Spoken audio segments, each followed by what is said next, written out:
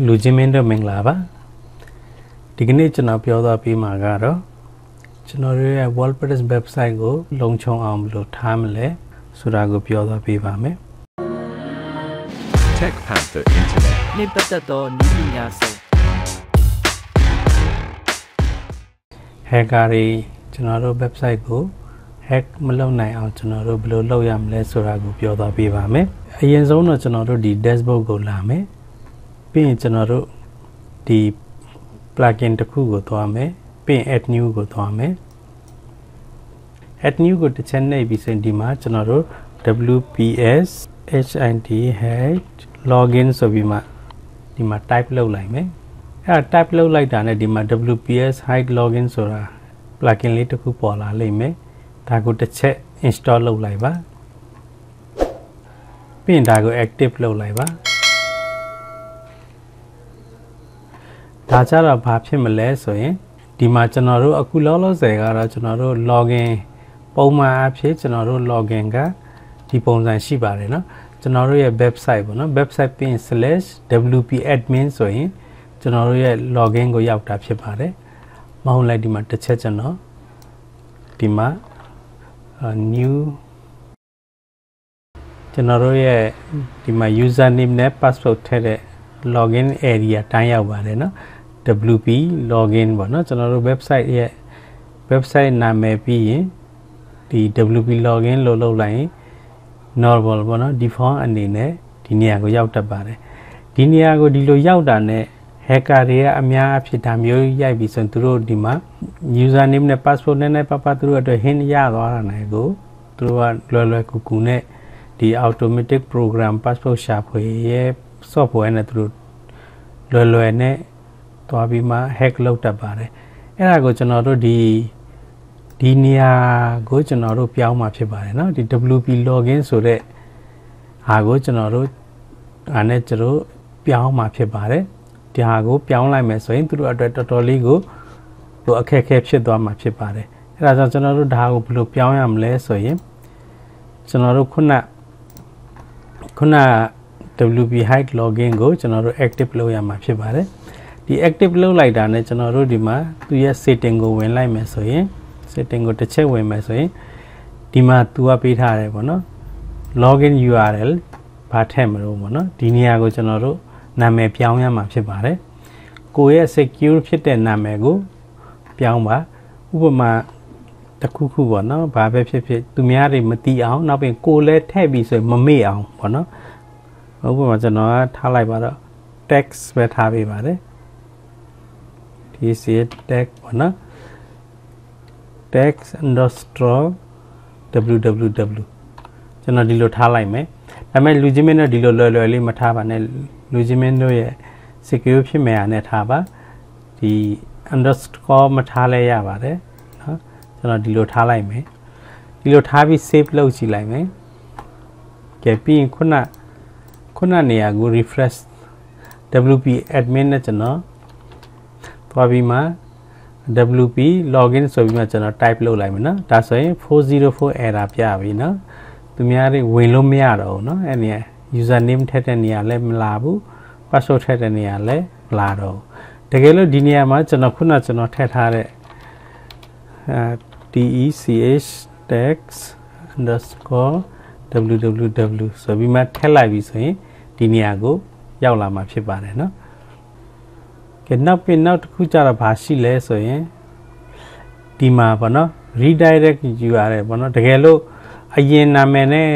အရင် WP admin ဆိုတာနဲ့ကို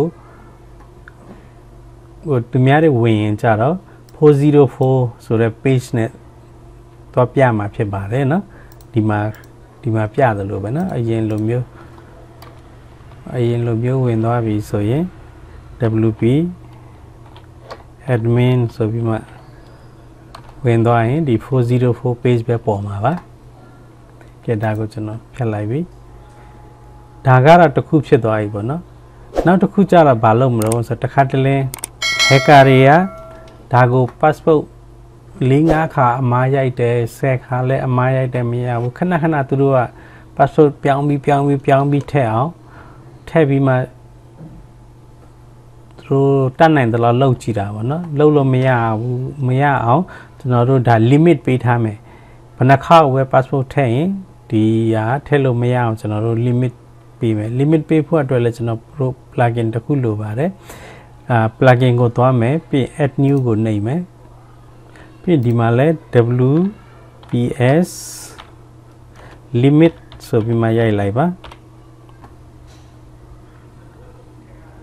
ဒီတစ်ခုဖြစ်ပါတယ်နော် WPS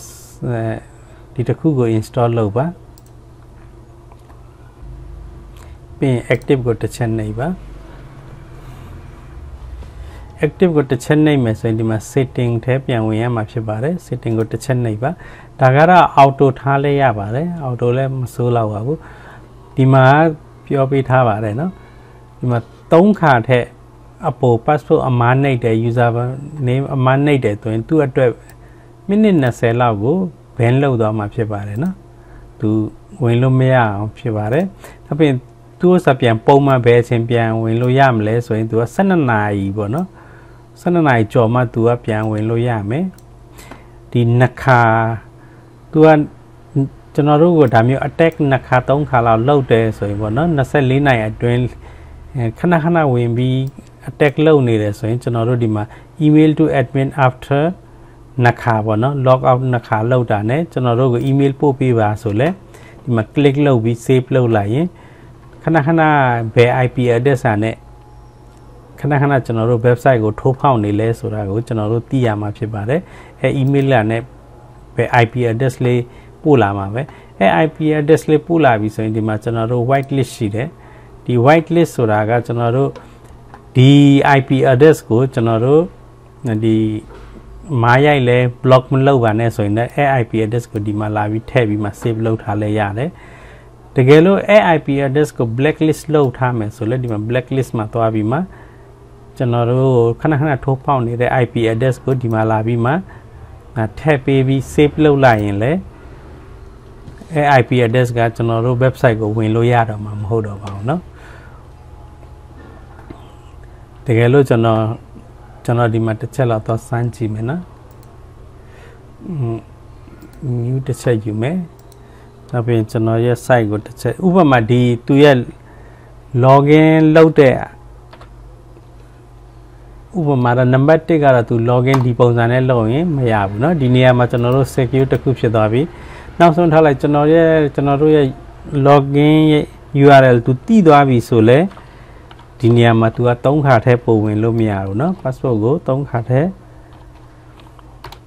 တည်သွားပြီဆိုလဲဒီမှာအမှားကျွန်တော်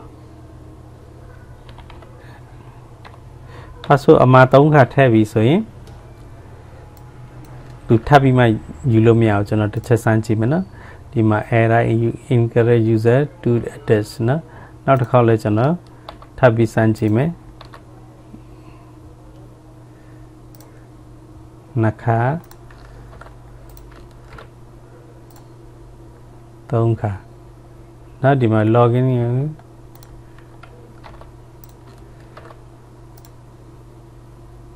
ကျွန်တော်တို့ဒီမှာမိနစ်20နော်ဒီမှာ too many fail your login attached please try again in 20 minutes ago မိနစ်20လောက်မှသူလာလို့ရမှာဖြစ်ပါတယ်မဟုတ်ရင်ဒါဘာမှဒီမှာ product ပေးထားပါတယ်မိနစ်20ကျော်လဲနောက်တစ်ခေါက်လာလို့တယ်ဆိုရင်နှစ်ခါလောက်လာလို့ပြီဆိုရင်သူစာ IP address email ပို့လာမှာဖြစ်ပါတယ်email ပို့လာပြီဆိုတာနဲ့ကျွန်တော်တို့ဒီမှာလာပြီးမှ blacklist လုပ်လိုက်ရတယ်နောက်ဆုံးသူဒါကို3ခါတည်းမလုပ်ဘူးဆိုလဲလူချင်းမင်းတို့4ခါဒီမှာကိုပြန်ပြောင်းလို့လည်းရပါတယ်ဒါတွေကိုလည်းလူချင်းမင်းတို့လာပြောင်းခြင်းပြောင်းလို့ရပါတယ်ပြီးရင် save လုပ်လိုက်ရပါပြီဒီတစ်ခုကတော့ကျွန်တော်ပြောသွားပေးတာကတော့ကျွန်တော်တို့ရဲ့ website မှာတစ်ခါတလေကျွန်တော်တို့ site တွေက traffic တွေပါတယ်အရန်ကောင်းတယ်တကယ်အရေးပါတယ် website တွေပါတယ်ဆိုရင်ဒီပုံစံနဲ့ကျွန်တော်တို့ secure လုပ်လို့ရပါတယ် hacker တွေခဏလာပြီးဖျက်လို့မရပါဘူးဒီပုံစံနဲ့ကိုယ့်ရဲ့ website ကို secure လုပ်ပါလုံခြုံလုပ်ပါဆိုပြီးမှပြောချင်ပါတယ်ဒီကနေ့ကတော့ဒီလောက်ပါပဲဒါကတော့ကျွန်တော်ရဲ့ website ပြီးခဲ့တဲ့တစ်ပတ်ကကျွန်တော်ဗီဒီယိုတစ်ခုတင်သွားပေးပါတယ်အဲ့ဒါကတော့ WordPress နဲ့ဘောနော် Cloudway နဲ့ Namecheap နဲ့ဘယ်လို Namecheap မှာ domain ဝယ်မယ် Cloudway မှာ hosting ဘယ်လိုတင်မလဲ website ဘယ်လိုလုပ်မလဲဆိုတာကို /1 ဆိုပြီးမှထည့်ပေးပါတယ်ဒါကိုကြတော့ကျွန်တော် /2 ဆိုပြီးမှထည့်ပေးပါမယ်နောက်ပိုင်းလာမှာလဲ /3 4 5ဆိုပြီးမှကျွန်တော်တင်သွားပေးပါမယ်ဒီ website ဒီ WordPress အကြောင်းနဲ့ဒီ website လုပ်နည်းကျွန်တော်တစ်ပိုက်ပြီးတစ်ပိုက်တစ်ခုချင်းတင်သွားပေးမှာဖြစ်ပါတယ်အားလုံးကိုကျေးဇူးတင်ပါတယ်